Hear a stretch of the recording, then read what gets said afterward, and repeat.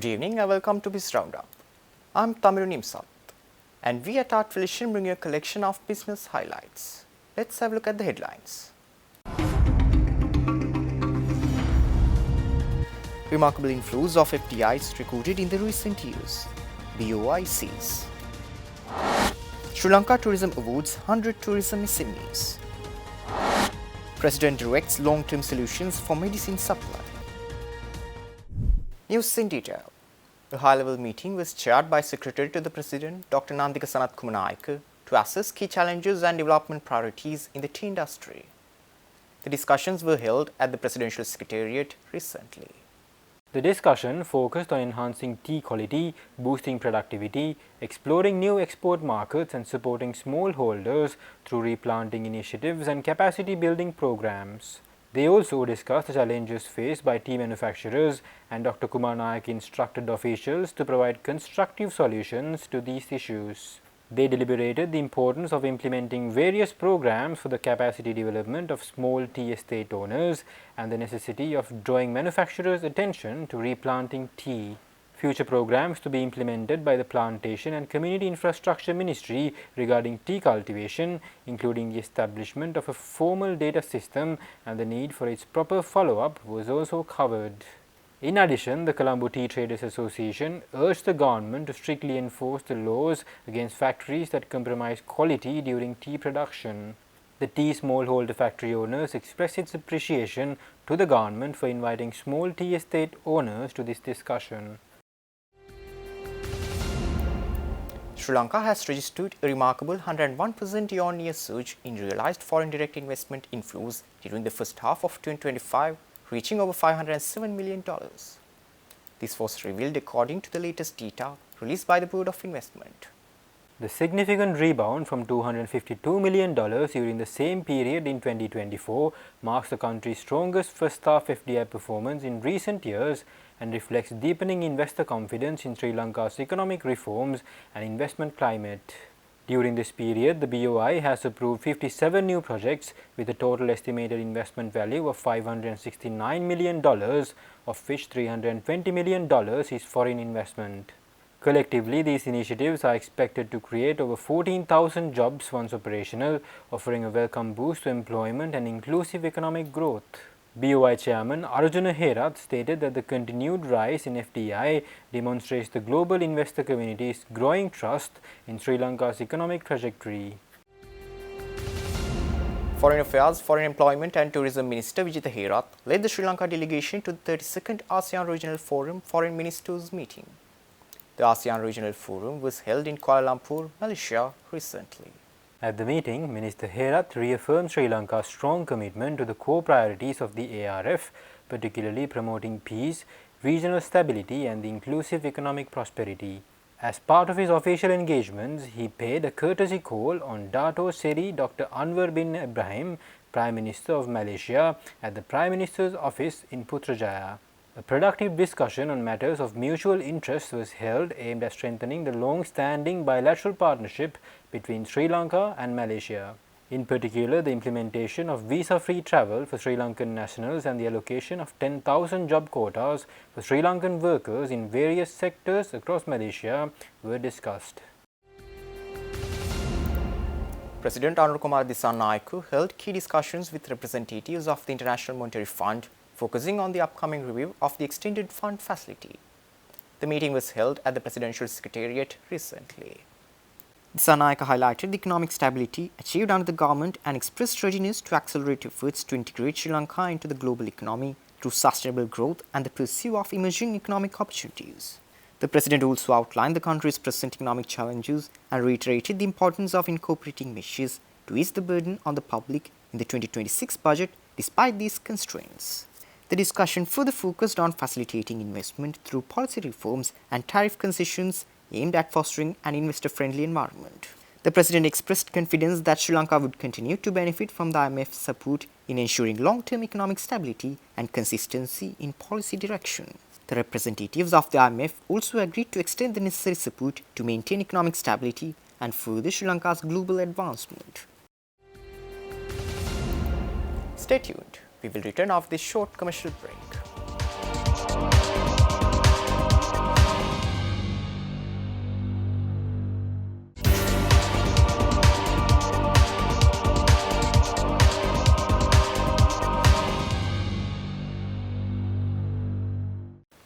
Sri Lanka Tourism Development Authority honoured 100 small and medium-sized enterprises under the National Sustainable Tourism Certification Scheme.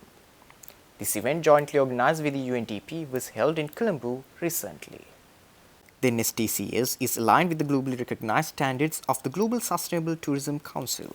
Since 2018, UNDP's Biodiversity Finance Initiative has worked with SLTDA to roll out the NSTCS for accommodation providers, destinations and now SMEs. UNDP resident representatives Azusa Kubuta lauded the SMEs for embracing sustainability whilst reflecting on the UNDP's ongoing partnership with Sri Lanka. UNDP resident representative Kubuta stressed the importance of SMEs, which represent 70% of Sri Lanka's tourism-related businesses. She also outlined the urgency to act on climate and biodiversity, reminding Sri Lanka's sustainable tourism ambitions to its nationally determined contributions under the Paris Agreement.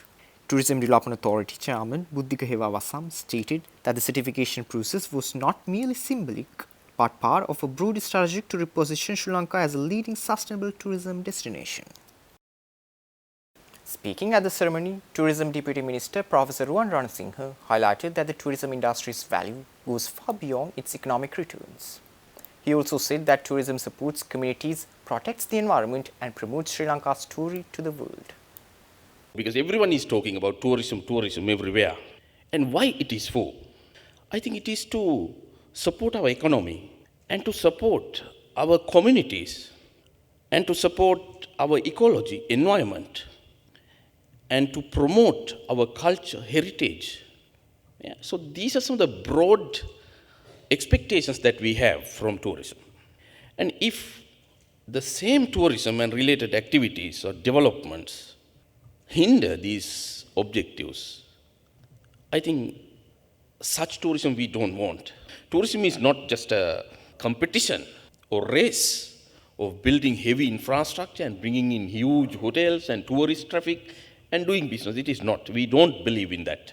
For us, tourism is incorporating our local values, heritage, ecology, community, engaging them and building them a sustainable economy.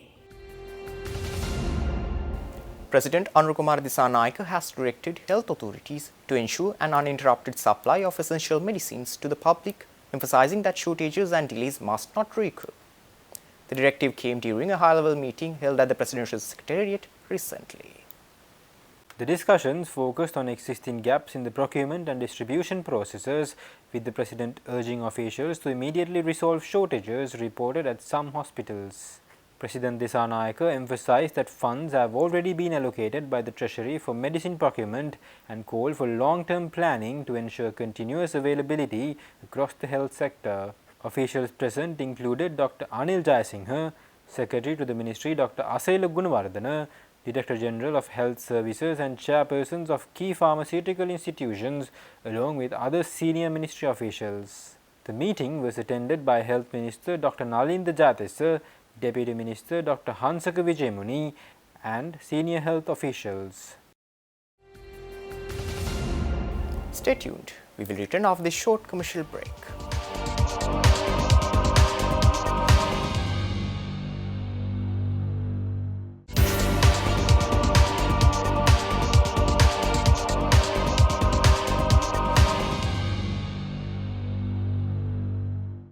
Welcome back after the break.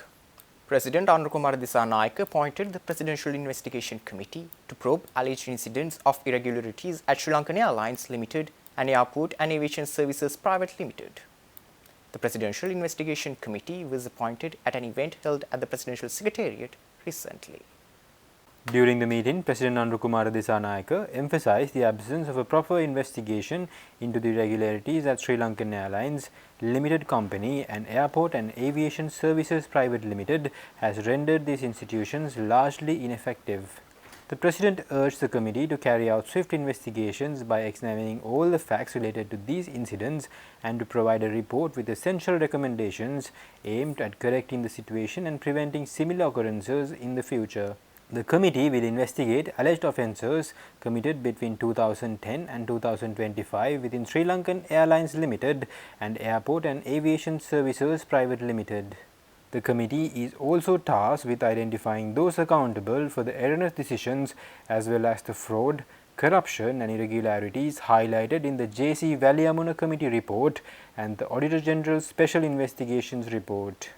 The committee aims to make recommendations for rectifying these issues and to offer essential guidance to avert similar situations from arising in the future.